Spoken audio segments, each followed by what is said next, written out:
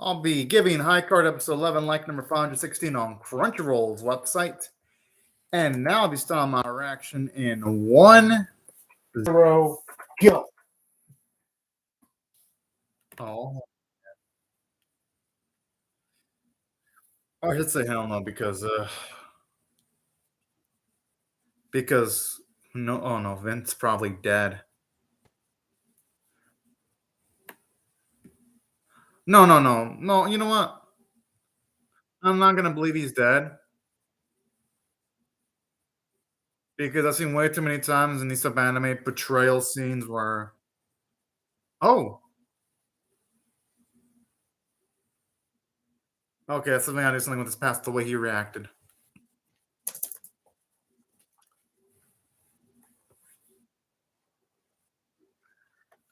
Now, here's my only issue with High Court over the last few weeks, though. It's cool that it's going to delve into Chris, but are they going to have enough time to actually build up the organization that our main high card characters are actually going up against? Are they going to have enough time to actually make VJ an actual character instead of a character that's just there in the background? And are they going to give other characters, like, say, Wendy, a little bit more depth, too? Because only characters in the series that I could say have been delved into have just been Finn and Chris, and that's essentially it. And when this series started out, it made it sound like it was gonna be an anime that's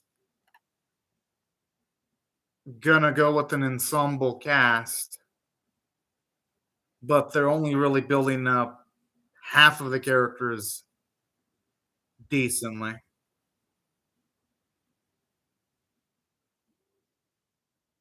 Well, all things considered, another thing is this series only has like what one episode left, so it just feels like this anime is just gonna end off on a cliffhanger, which would fucking suck because I've seen that happen way too many times this season, and since this anime is like mixed media, I'm gonna guess it's gonna have one of those read the source material endings. I hope not. I hope I'm wrong, but this season's already had quite a few of the reads through the source material anime. I mean, one of the anime that came out this season that had that type of ending was Megaton Musashi season 2. That essentially had the, oh yeah, if you want to know more about what happens to the lore, play the game. Or essentially D4DJ All Mix, another example. Here's a good flashback though, but that's another anime that also has the straight up, yeah, uh, play the source material to get the full story. Or even a few seasons ago, there was Engaged Kiss that ended really open ended, and it had a also play the source material type of ending. I hope this series doesn't have that, but it probably will. Just going off of there's way too many loose ends to like tie up in a small amount of time. Oh fuck! Oh man, that sucks for Chris. At least this contextualizes why he was in the state he was in when they showed him off in the flashback. Actually, huh?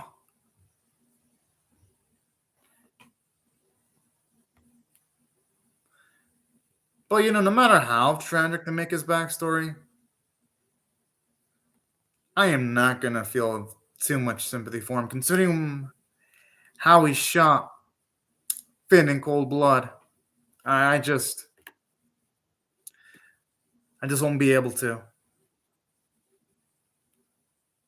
When saying that, though, it is nice to see how he became the man that he is current day. Like these flashbacks are actually pretty good.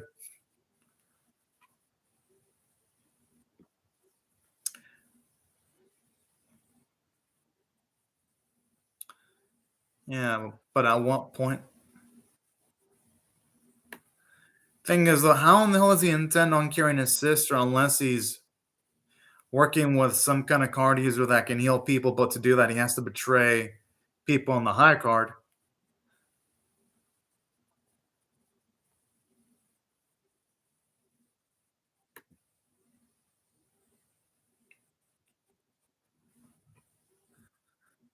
Oh,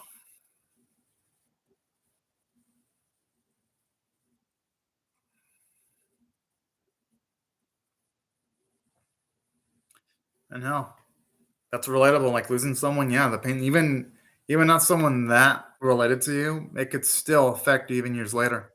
Straight up.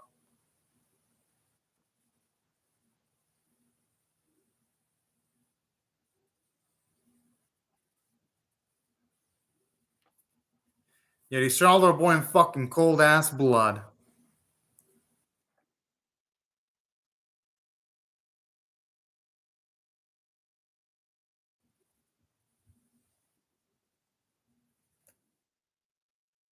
And I really hope fucking Finn can get his hands on this bastard.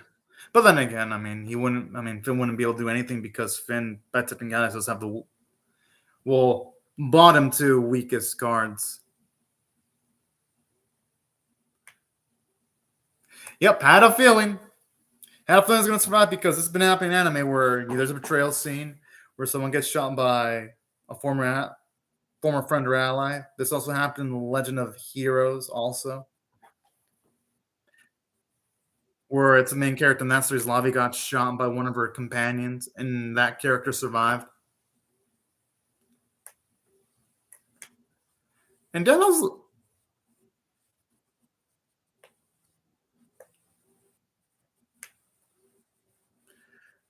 I mean, at least the bastard didn't get everything.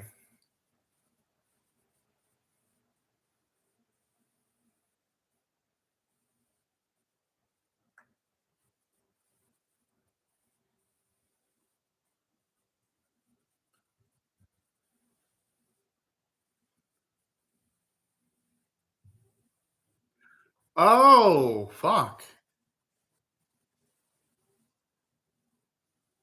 So he wasn't going in for the kill then. Well, yeah, as he fucking should. Because even if he didn't aim to kill, what Chris did was fucking awful. Caesar, are Vito and Wendy ever going to be relevant to anything in the series? Like, straight up, it feels like they haven't contributed much to anything in the narrative at all. Like, straight up, you take away Wendy and VJ in the series, and this series could stand on its own. If anything, it might actually be better because,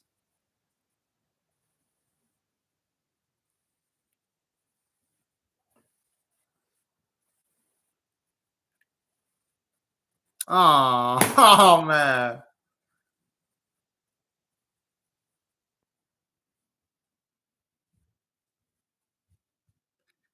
Simp, I'm a joking now. I mean, orders are orders. You definitely wouldn't want to go against an organization like the High Card at all.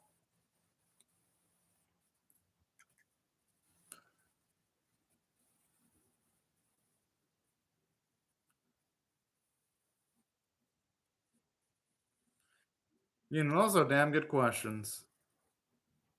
I would like to believe there's light at the end of the tunnel. Just wanting to be an optimist and all that.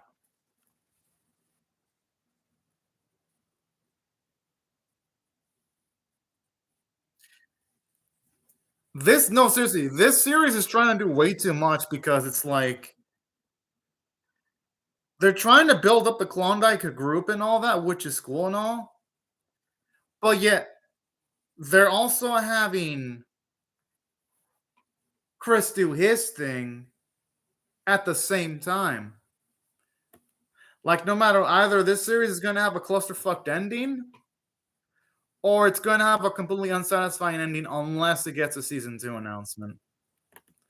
And the reason why I say this because I've been watching all and on spin-offs anime straight for 3 years.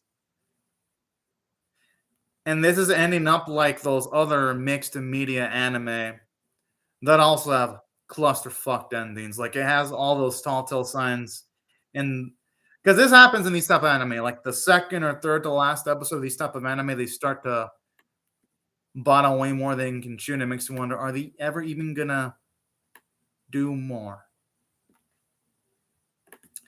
That's the $1 million question.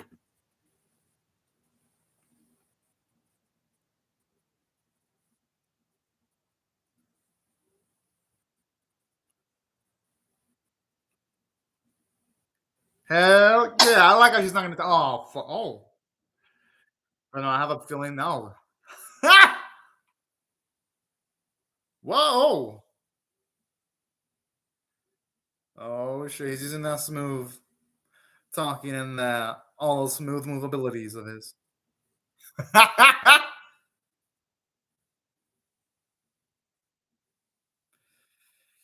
I mean, that was slick.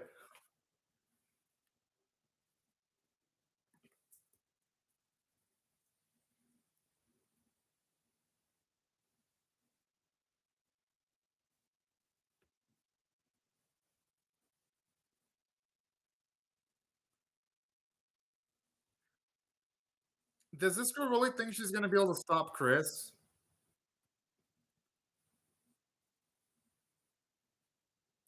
Unless the guy had a car, they're not stopping Chris. I mean, even if the bullets would have landed, it probably wouldn't have even done that much. Well, I mean, I guess it would have done some damage to Chris. For him, like a bullet wound's not even completely fatal.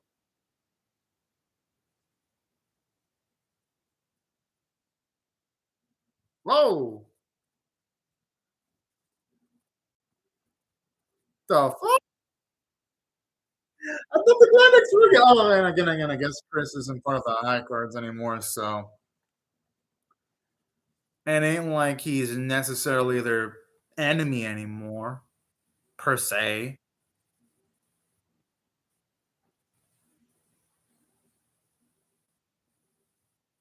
How did this dude actually find where our boy's situated? That's what I'm wondering, though.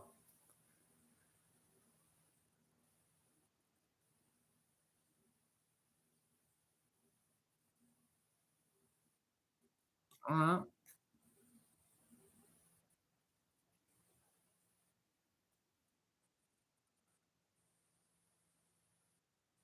Well then.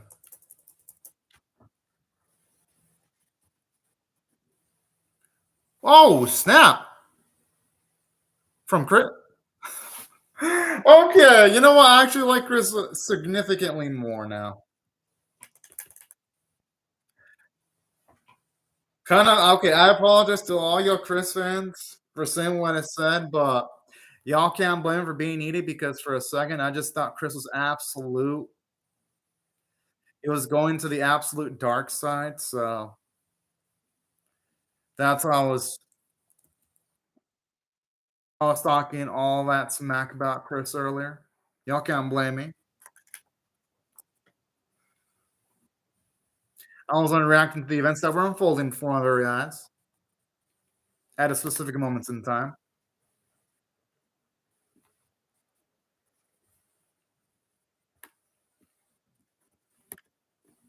And the only man would have said that earlier. But I mean, yeah, I mean, he's saying it now, and it's better he's saying it now than later, at the very least.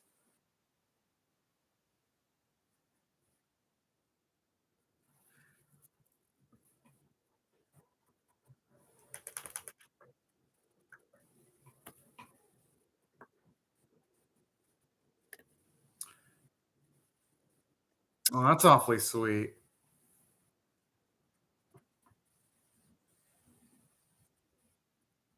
That is actually true. Because sometimes you can have multiple places of belonging.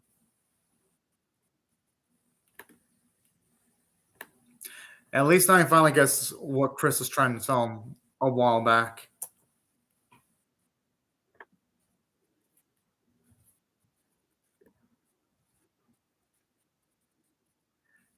He guesses, but, the safety settings of his workplace are definitely, leave more to be desired.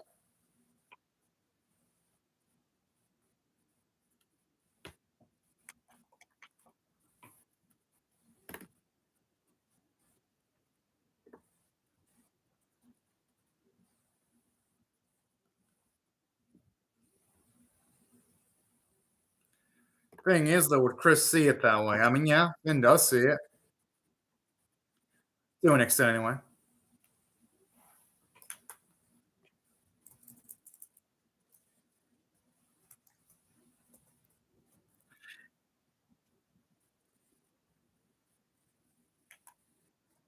Well then.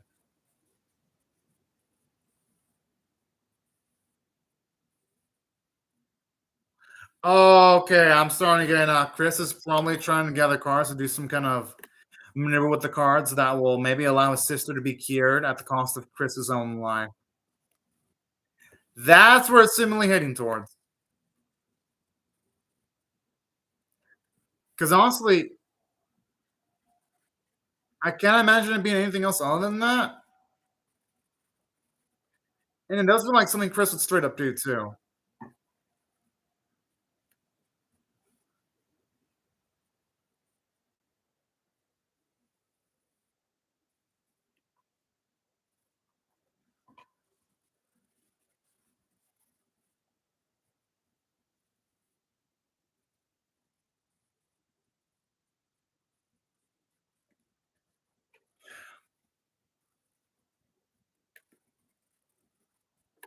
Question is though, can you get to him in time?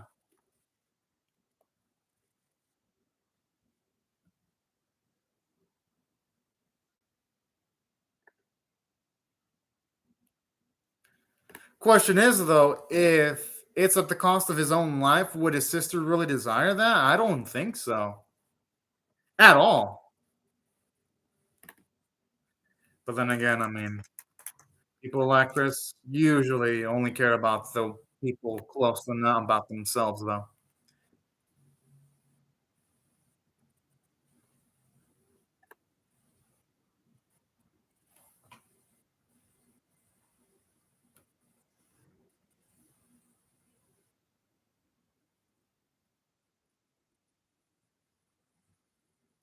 I'm assuming where VVJ and Net and Wendy are, we might get to see some Klondike action, I'm guessing.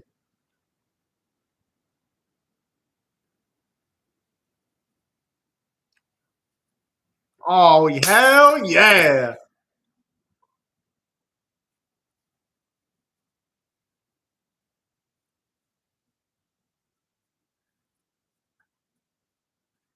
I mean, considering it's Chris and he's a card user, they're gonna have to use guns. That'll make him come in.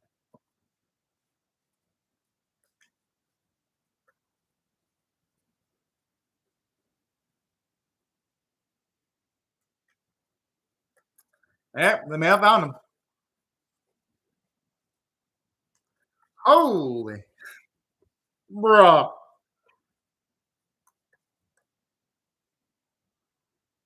Finn might actually be too late at this point. Yeah, oh.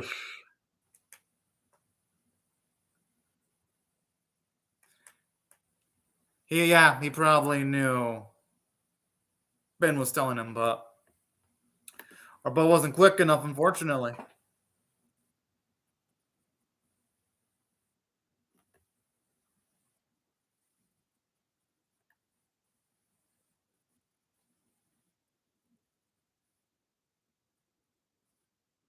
I don't know if I can really believe him when he says that.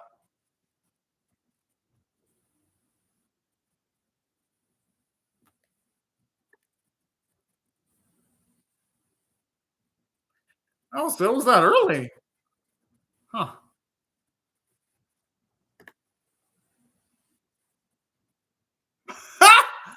Oh shit. Yo, that was fucking slick.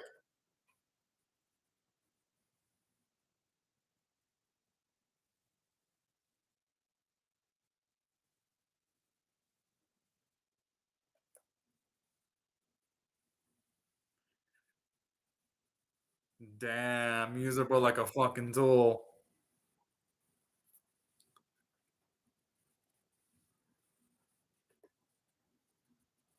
He does know what happens because he would have tried to stop him. And for that reason, he probably would have tried to stop him. Probably why he never told Finn shit.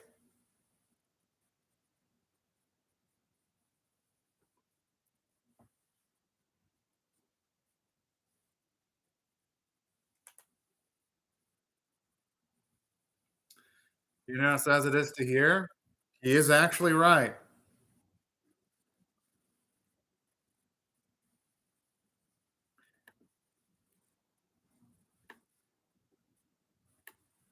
Man, the voice acting is absolutely amazing here.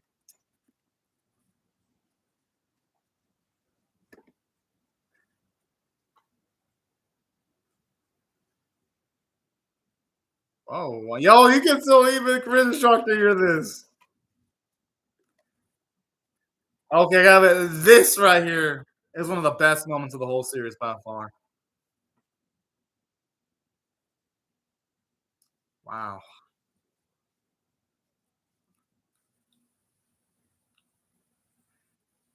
Thing is, though, Finn's yeah, Chris done way too much to just give up now.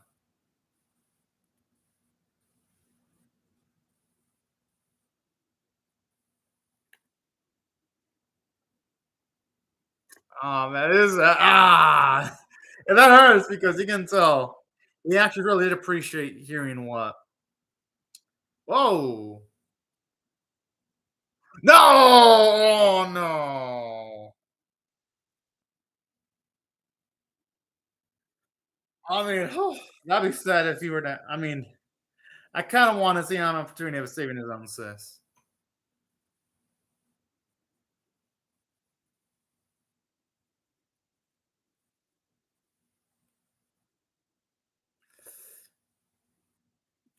I don't think Robo gives a shit about being fired.